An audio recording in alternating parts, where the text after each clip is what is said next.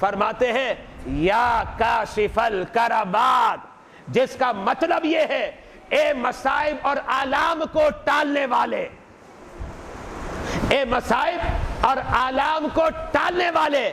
یہ جو ہے میرے آقا علیہ الصلوۃ والسلام حضرت سیدنا حمزہ سے فرما رہے ہیں. اچھا، اب یہاں دو باتیں قابل توجہ ہیں.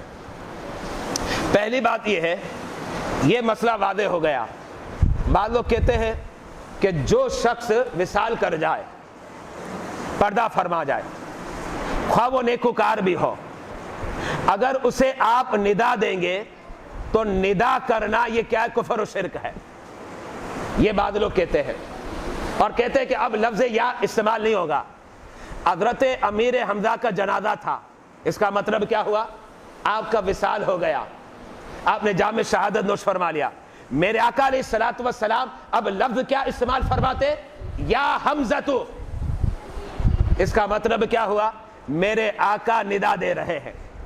اگر یہ ندا دینا کفر شرک ہوتا تو میرے آقا ندا نہ دیتے، بلکہ میرے آقا علیہ الصلوۃ والسلام کا ندا دینا یہ اس بات کی دلیل ہے کفر اور شرک تو کجا ناجائز اور حرام بھی نہیں ہو سکتا، بلکہ یہاں سے تو یہ بھی واضح ہو گیا کہ میرے آقا کی ادا ہے یا حمزہ کہو، یہ تو ادائے مصطفیٰ ہے. ایک مسئلہ تو یہ واضح ہو گیا. اچھا، اب دوسرا مسئلہ سنیے.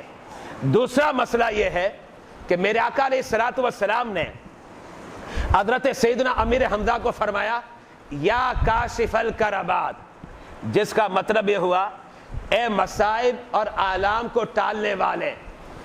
نتیجہ یہ نکلا میرے آقا خود حضرت حمزہ کو مشکل کشا کہہ رہے ہیں، خود کہہ رہے ہیں.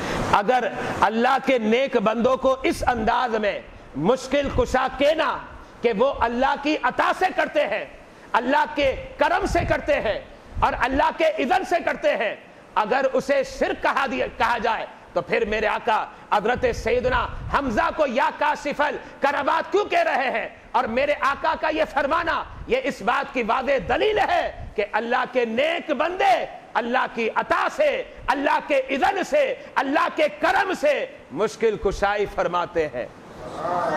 یہاں سے واضح ہو گئی.